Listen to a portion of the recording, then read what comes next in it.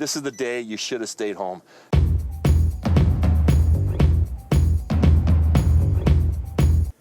Well, it's pretty dark. It's about 10:30.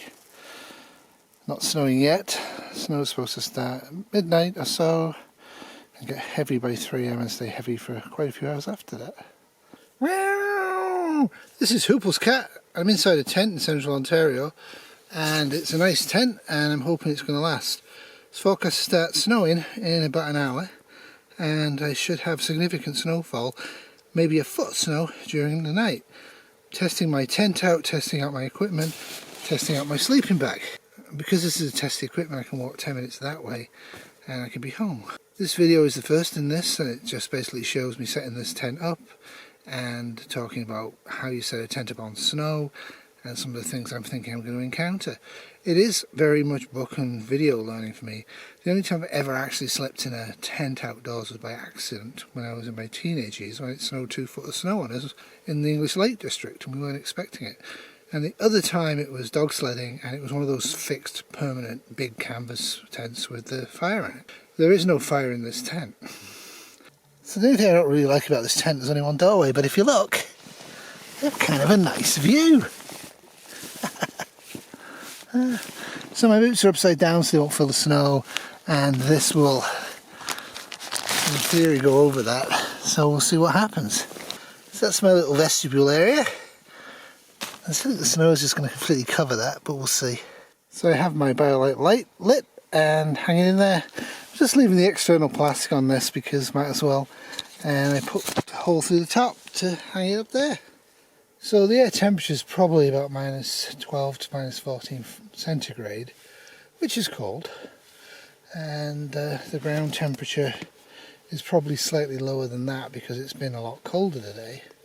So the temperature is going to be pretty steady tonight, between about minus 11 to minus 14 centigrade, but the wind's going to pick up as the snow arrives and get quite blizzardy. So it'll be interesting to see. The actual temperature, the lowest actual temperature without wind chills, should be about minus 21 tonight. So I'm going in for a really cold night if my sleeping bag and air mattress and tent don't work. So it'll be interesting to see. But I did promise something to people, and I think I should do that now. This is batch 3 of Speyside single malt whiskey, and it's 6 years old. So I'm going to have a little tipple of this. It's 49.3% proof.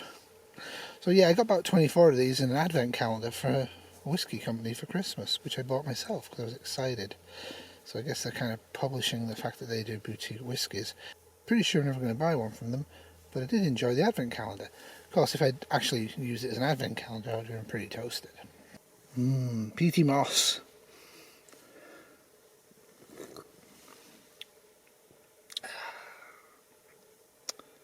Smooth. Firewater. Ooh. Medicinal use only. So it's pretty good. I think I will actually keep it. Because I don't really need to get too drunk, do I, when I'm in a tent and it's going to snow. So I did mention in the first video I was actually going to show what's in this pouch, so I'll just quickly open it up. No tripod of course in here. So over the couple of hours that this has been in the tent, it's already frozen solid, almost.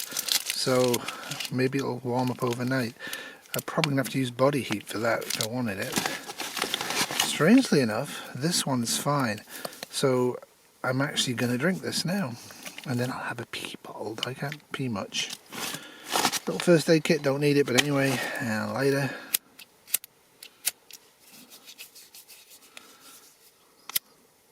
Frozen, so you have to warm it. Spare bag to carry stuff, some matches, toilet roll, emergency bivy bag. It's kind of cool. Figure out trees in the winter. Need to do that. Maybe I'll actually use this tonight. And a poncho, some rope, bandana, N95 mask. Aquatabs, but I'm not actually going to process water. I am just using the water I brought with me, and that is a flask of water, and that's a flask of boiling water. This tensor bandage, always useful if you hurt your ankle. Like I said, I don't have to go very far. Some spare working gloves, very thin. Bunch of trash bags, you always have them. Now, I am not a paleo diet person, I'm a vegan. But I found these and they are vegan, so I got them. I'll try them in the morning. So I'm just going to settle in my sleeping bag and turn the lights out and go to sleep. And one thing I've already noticed is put clothing and stuff down and put stuff that will freeze on top of it. That makes a critical difference, I think. And this is not really well ventilated, which is what you want in the winter. And what I'm used to is sleeping in a tent that's actually 360-degree ventilation, so it's a bit different. Now I only have the one door, so I do have emergency escape. If I needed to get out the other side, out of the sides, I can. That's highly unlikely to be required.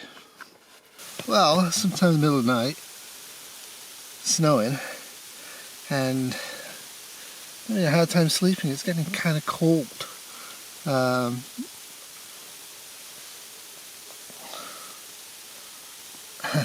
Condensation's a thing. Let me just clean the lens. So I don't know if you can see this. It's ice from my breathing on the inside everywhere. And this condensates really quickly. Alright, let's have a look outside. Ooh. Definitely snowing. I don't know if you can see this. This is the outer part. Quite a lot of snow, right? Let's open it up. Yeah, it's snowing heavily. I don't know. Oh, hello. What time is it? Well, they must, but whether they just do it because they're on a journey. And there's the tent. I have emerged. And there's Kitty. So, yeah, there's been about a foot of snow down. I'm going to shut this up and go and get warm and come back later. That's me. I'm going to have to do a video on a full after action report. I learned an awful lot of stuff about what not to do when you're camping in a tent in the middle of winter, and the storm was bigger than I expected. So the after action report's worth watching. I actually was in danger, and that's not drama for YouTube. I was actually in danger because I wasn't able to function or get up or do anything or even turn the radio on to talk to Kitty. So about 9 o'clock, Kitty came and found me and roused me, and I got out of the tent. Long story short, they've got to be ventilated and you've got to have proper gear on, not just a sweatshirt that's cotton. I was very, very wet, very, very cold and pretty confused. So, as you'll see from this video, the bit where I'm a little bit rambly and confused, that's 3 AM to 4 AM. And I was a lot worse at 9 o'clock. So, lesson learned. It was a really stupid thing to do, given the fact I knew there was a winter storm coming. But the storm did put down 3 times the amount of snow I expected it to do, as you can kind of see. We've been working on this for a few hours for Wolford, but it's pretty deep, as you can see. These are my snowshoes, and I'm going to put them on now. I'm going to use the poles I left at the camp. You can see just how deep this is. Powder at the moment. So that's where we walked out this morning, and that's where I've just walked in. Lost one of the snowshoes, so I had to put it back on.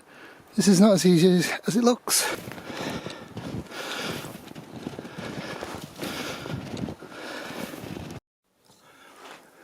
So I was going to wait till tomorrow, but I'm glad I haven't, because the stream off the beaver pond's overflowed.